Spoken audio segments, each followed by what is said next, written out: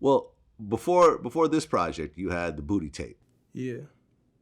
Um, Number one, do you have a favorite booty on out of those 12 booties that's on there? I actually had one. I can't remember. I don't remember what it looked like, but I actually did have one, which is crazy. It's the one on top of the parental advisory sign. The one on top of that one with the green what's the name's on the right side. Okay, that's a pretty nice booty. Yeah. Okay, so that was the booty. Yeah, for the sure. The other ones are just there to kind of eat up the space. Yeah. Okay. Well, you said you only spent 10K on making that project. If I remember, yeah. Just not much. Just between paying the engineers and producers and stuff, you know. Well, at that time, you were already signed or had a partnership with a label, right? No, I had a single deal for Water, and I had distribution, and and I have one album option, and I could have used the booty tape as that album option and been done with it, done with everything, but I didn't. I felt like the booty tape was something that I owed my fans, because at that point I'd already made XXL, and then I didn't even have a project out at all. So I felt like that was something I had to just throw my fans, put together and throw my fans out there. And this album, Bumps and Bruises, is my album, my one album. Got it. And then okay. Yeah. And then you're out of the deal pretty much? Pretty much. Okay. And not even pretty much, yes. I'm sorry, what was that? It's not pretty much, I mean, yes. Okay, so originally Ski Mask the Slump God was supposed to be on the booty tape. Yeah. What happened with that?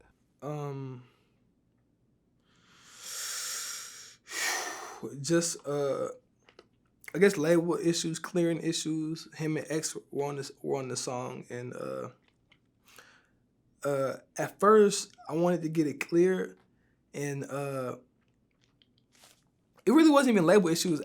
Honestly, it was because X had, I guess, kind of freshly got out of jail. Not really freshly out of jail, but he was being X. It was after XXL, he had got out of jail and shit.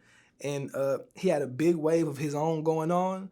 And I didn't want to be a nigga riding his wave like a whole bunch of people did. So, I just kind of left that shit in the dust. Okay, right, yeah, because I was going to also mention XXXTentacion. And I remember during our interview, you were the first person to ever mention XXXTentacion. Well, you said that the only 3 features. So who's with XXX? XXXTentacion? Yeah, what is that? Damn, what is that? Yeah, what is that? I mean, because I don't even know what that is. That's a dude? He's a guy. Oh, okay. I mean, I wasn't trying to clown or nothing. Yeah, I just had never heard that name before. I guess it sounded crazy when I said it. He's actually in jail right now. Free X. Free X. So I mean, hopefully he can get out, because I didn't even get to send him the open verse. I actually made the open verse for him and stuff, but hopefully he gets out in time. Yeah, but I mean, I'm so much of the internet nigga. I'm not gonna say I'm the first nigga to even say anything about him or discovered him, because that'd be false. But like SoundCloud, OG SoundCloud niggas and niggas be on the internet, his shit has circled around for years and years and years. He finally got the credit he deserved.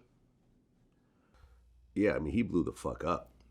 I mean, it was literally like right after you and I had that conversation, because I hadn't even heard that name, and the name sounded so crazy. It's like XXXTentacion. Like the first time you even heard it is like, that can't be a name. Like, because people calling him XXX, people call him Extension. Like, it was whatever. Okay, so he was supposed to be, him and Ski Mask were supposed to be on a song, and you ended up not using those verses. I actually ended up throwing the song away. Like, okay, and then there was sort of, I'm sorry, what was that? I just ended up completely trashing it. I don't even have it anymore. Oh, that's too bad. What exactly happened with you and XXXTentacion? Because, I mean, I'm looking, we did an article about you asking him not to summon a demon. Don't summon no demon on me, bro. Everybody tell me you finna summon a demon. I don't believe you can, but if you can, do. That was, me and him, it wasn't really a beef. We didn't really have beef. We got into about some shit, and then, he was a real emotional kid, but me and him really just kind of went back and forth, and I was just like kind of picking at him, and shit, he was picking at me about some shit. But then that same night we talked and shit, and that shit was over with. Like it wasn't even like it was just it was just some shit I was saying. We were just picking at each other really on some shit. Okay. Well, and then XXX ends up getting killed. Rest in peace, him. In the craziest possible way. And it's interesting how people, when he passed, people were calling him the Tupac of this generation. I mean, do you understand why people would say that? I feel like he was the X of this generation. Like I feel like Tupac had his thing and did what he did, and X did his thing and did that. But I understand how people can say that. But then again, I wasn't around during the Tupac era, so I personally don't know like what it means to be the Tupac of this generation. You know. Well, I think what he did is, kind of what we talked about earlier, is that he brought that emo into hip hop. I think he was really the poster boy for that type of thing in terms of an emotional, sad type rapper who's putting those types of feelings out there. He was really at the height of all that. If he wasn't the first, he was one of the first, or at least for sure one of the pioneers of that shit. Well, first or not first, he was definitely the biggest. I say yeah. Yeah. Really sad, man. The way he got killed. In his home city. Just just a bunch of jealous dudes who just wanted to rob him. It's fucked up. It's fucked up.